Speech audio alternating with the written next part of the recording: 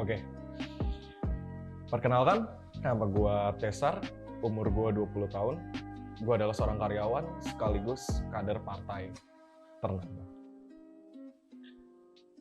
Jalanan gue untuk sampai ke partai politik itu cukup panjang. Dan banyak rintangan yang harus dilalui tentunya. Dimana lagi kedua orang tua gue juga berbeda pilihan politik. Mama di partai B dan papa di partai A. Tentu saja membuat gue waktu itu pada usia gue 17 tahun, tepatnya 2018, dibuat malahan buat milih yang mana nih yang bener, mana nih yang harus gue masukin. Dan akhirnya gue terpilih oleh papa gue di partai ternama, yaitu partai A. Banyak orang nanya, kenapa sih lo ke partai A? Dan mungkin salah satu penyebabnya karena kakek gue ya. Kakek gue dulu dia fanatik banget sih dia di partai A ini gitu. Sampai akhirnya bokap gue pun ngikut kakek gue, dan akhirnya sampai sekarang gue sebagai cucunya gitu jadi ngikut ke partai tersebut. Awal mula perjalanan gue politik itu banyak sih. Kayak papa yang ngajak gitu.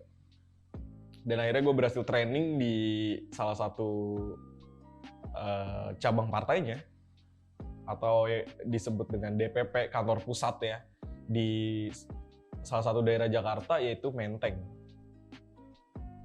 Di sana gue di training bagaimana menjadi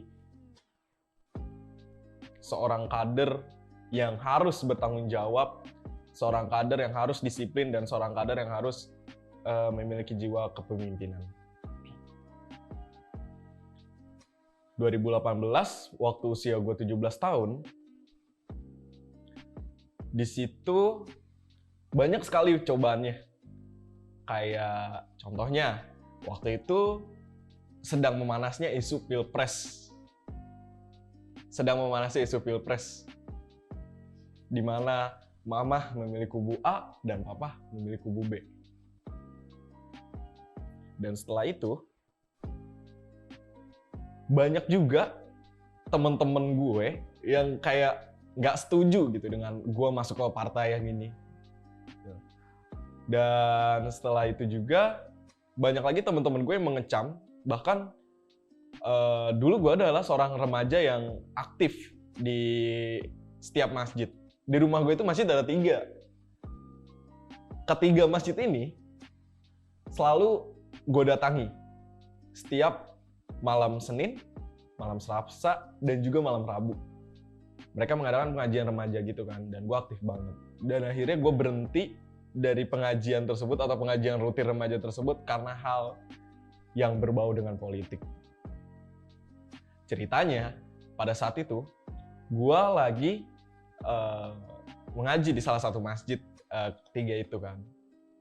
Gue ngaji kayak biasa gitu kan, ngaji remaja lah. Dan dari segitu salah satu ustadznya bilang, kalau seandainya ada orang yang memilih partai ini, itu wajib darahnya halal katanya. Dari situ gue langsung bengong dong. Dan temen-temen gue langsung pada ngeliat ke gue gitu. Kayak seolah-olah, oh ini nih orangnya, seperti itu. Dan mulai dari situ gue udah mulai, anjir, hanya karena beda pandangan politik, gue sampai dimusuhin kayak gini anjir, kayak gitu. Dan pernah lagi di salah satu masjid lagi, gue ngaji kan. Salah satu ustadznya bilang, kalau ulama dicampur daging babi tetap aja haram. Dan di situ kondisinya temen-temen gue semuanya pada kayak ngeliat gue gitu. Kayak seolah-olah tuh kayak hanya gue sendirian di situ yang aktif, dan hanya gue sendirian di situ yang bener-bener banget untuk terciri banget kalau gue pilih partai yang dimaksud tersebut. Dan akhirnya gue berhenti untuk ngaji. Ada kejadian unik lagi menjelang Pilpres gitu. Pas waktu itu pada hari Jumat gue melaksanakan sholat Jumat. Wajib sih emang setiap lelaki muslim. Tapi itu dulu, beda kalau sekarang. Dulu gue dulu gue sholat di salah satu masjid. Dan ustadznya bilang lagi khotbah gitu kan, khotbah Jumat. Kalau seandainya ada yang, inget banget sih gue dengar kata-katanya, kalau seandainya ada orang yang memilih atau ini dengan intinya dalam perbicaraan dia itu kayak milih partai ini gitu, dia tuh adalah kafir kayak gini gitu. Dan dari situ gue udah mulai anjir ekstrim juga ini gitu. Akhirnya gue ambil sejadah dan gue langsung pulang, gak jadi sholat Jumat. Perjalanan gue bukan sampai situ aja. Pada tahun 2019 gue, kalau bahasa anak sekarang ya, lock out dari Islam. Gue lock out itu didasari oleh hati dan pikiran gue yang semakin lama semakin dewasa. Gue mikir, anjir, kok begini gitu.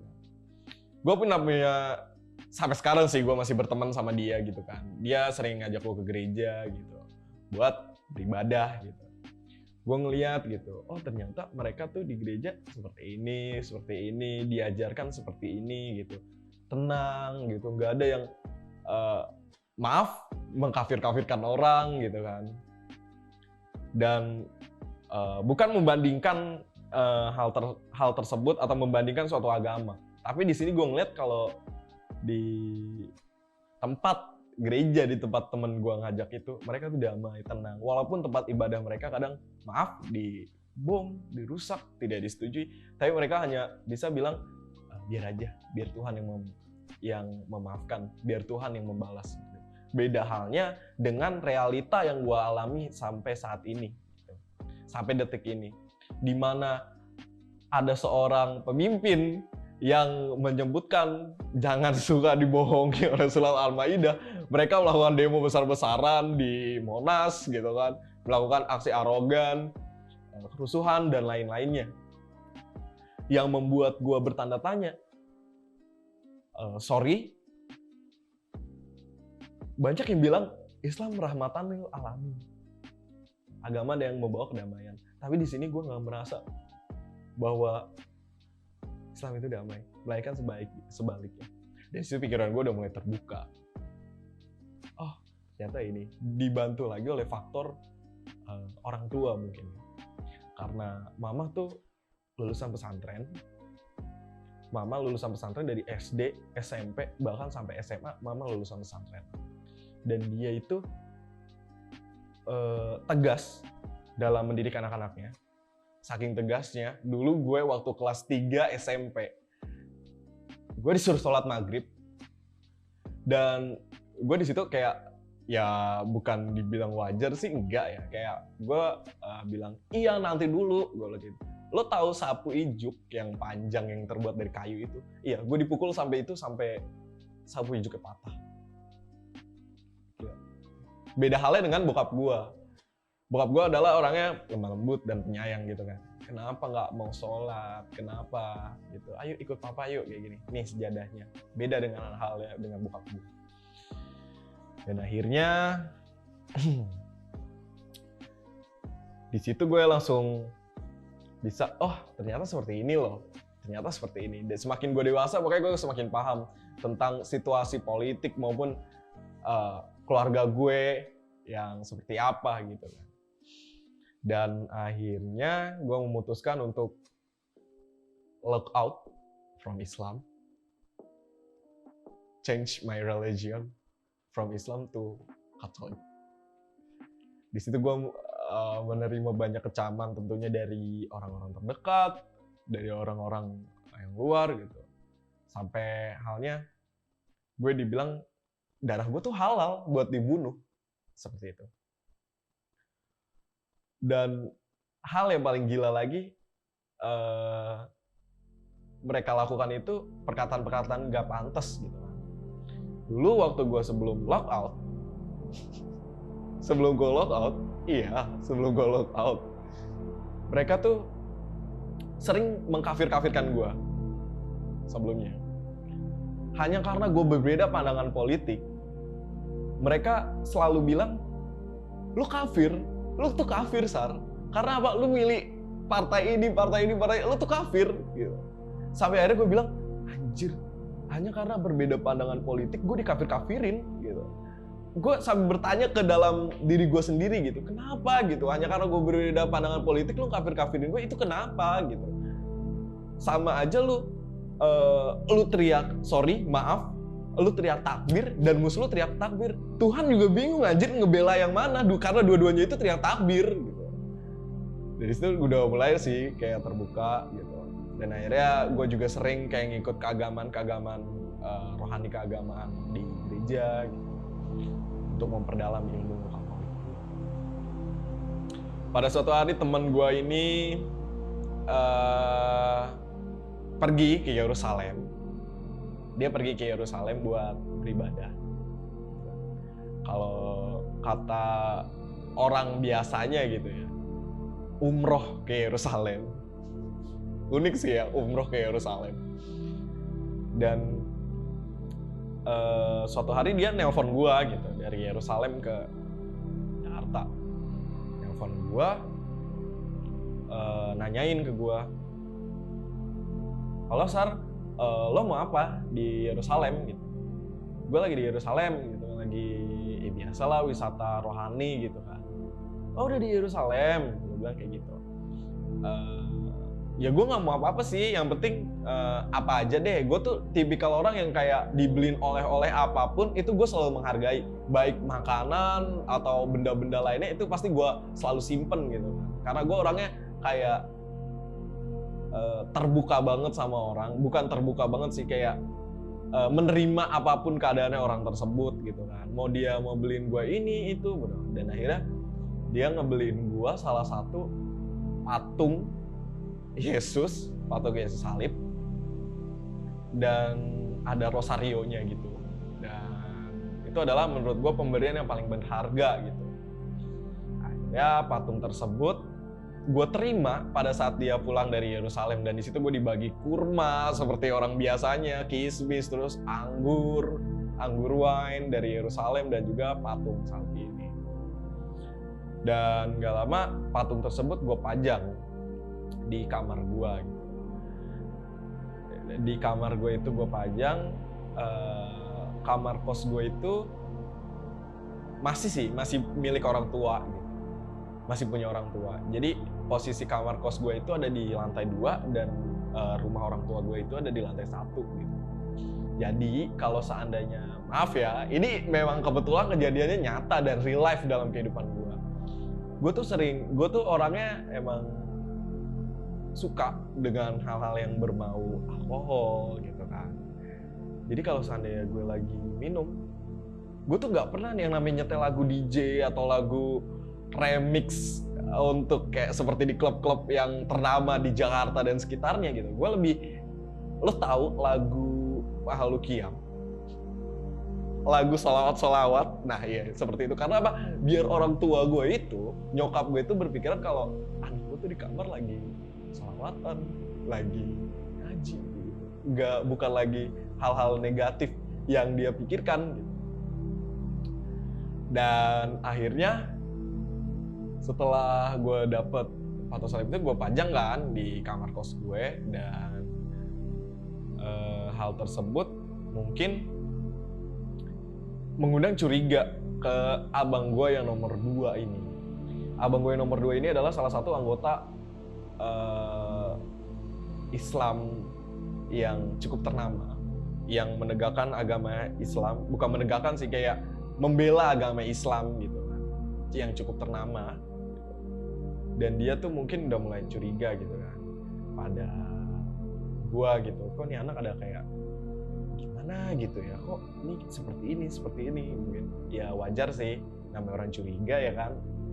Dan akhirnya dia pas gue berangkat kerja waktu itu, kamar kos emang gue nggak kunci waktu itu ya. Jadi dia nyelinap masuk ke dalam. Kemudian ya patung yang dari temen gue itu dipatahin, dan Injil yang sudah tertulis nama baptis gue itu di sana, Matthew, Tessa, Rafael, itu habis semuanya.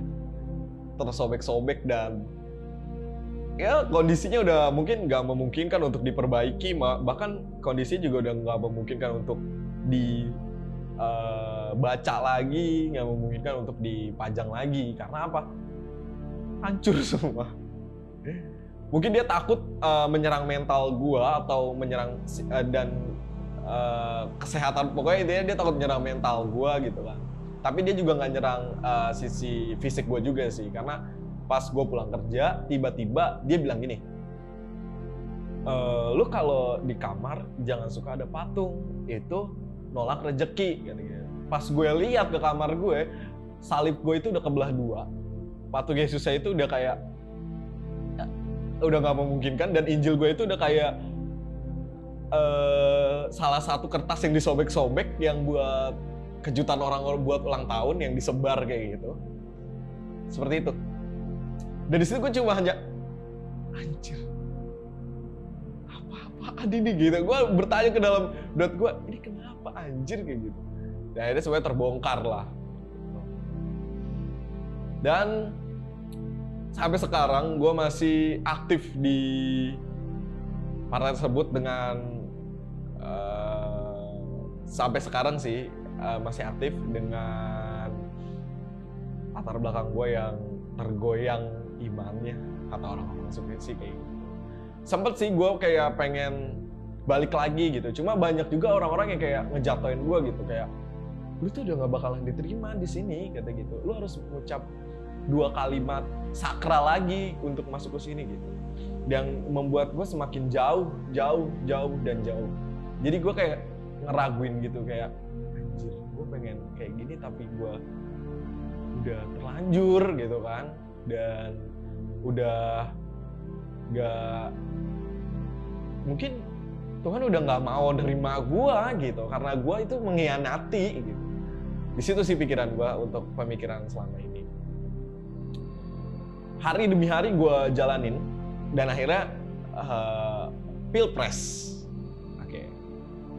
pemilihan presiden, dan di situ ya mungkin konflik-konflik kecil di antara keluarga kita terus terjadi gitu, kayak mama dan papa gitu. Gue dan abang gue sering konflik masalah ngomongin politik gitu, ujung-ujungnya berantem. Dan uniknya lagi, rumah gue itu di bawah kamar kos gue itu adalah tempat pengajian, dan di atas itu adalah rumah gue. Jadi kalau setiap mengaji itu setiap malam Sabtu dan malam Minggunya itu gue ngadain kegiatan rohani di kamar gue bersama teman-teman Katolik gue. Kadang-kadang kita minum anggur, dan itu mungkin membuat tetangga sebelah kayak anjir nih orang agamanya apa sih, malam Jumat pada ngaji, malam Sabtu pada nyanyi-nyanyi rohani kayak gitu. Mungkin tetangga gue banyak sih yang nanya kayak gitu, cuma mereka pengen nanya cuma nggak enak gitu sama gue mungkin, dan juga mungkin menghargai juga. Dan setelah selesai seperti itu, gue akhirnya memberanikan diri buat mempublish kalau gue itu logout dari agama gue yang dulu. Gue bilang sosmed gue gitu kan, kadang suka postingan yang berbau-bau dengan rohani gitu, dan berbau-bau dengan kegiatan rohani lainnya. Intinya dari postingan gue itu menerapkan bahwa gue itu udah logout gitu. Namun tetangga gue banyak juga yang nanya, bahkan teman-teman gue, lu bener Sar, lu bener kayak gini lah. Emang kenapa gitu? Di sini lo gue nerima kedamaian, di sini lo gue nerima apa adanya diri gue, dan di sini lo gue kayak it's me gitu. Dan karir gue di politik juga sekarang mungkin masih terbilang dengan aktif gitu kan. Cuma agak renggang aja karena disibukkan oleh pekerjaan dan juga tugas-tugas kampus gue sih yang nggak kelar sampai saat ini. Pokoknya dari hal tersebut yang dapat gue pelajari gitu kan, kita sebagai warga plus 62 harus banget yang namanya membuka pola pikir kita. Membuka pola pikir kita dan menerima keadaan dan demokrasi tentunya menurut gue. Karena penting banget sih itu, karena soalnya kita ini hidup berdampingan, berbeda-beda gitu kan. Beda baik dalam ras, suku, agama, dan pilihan masing-masing. Dalam artinya pilihan politik masing-masing. Yang uniknya dari kita sih Bhinneka Tunggal Ika sih. Seperti itu. Dan masalah agama itu mungkin poin penting sih, harus kayak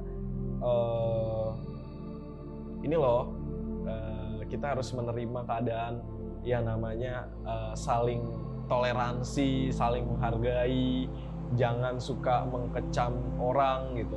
Hanya karena mereka beda pandangan politik, mereka dimusuhi seperti itu, mereka diintimidasi seperti itu. Contohnya kayak gue, nanti efek sampingnya itu bakalan kemungkinan besar ya seperti gue ini, korban dari hasil ketidaktoleransian orang-orang.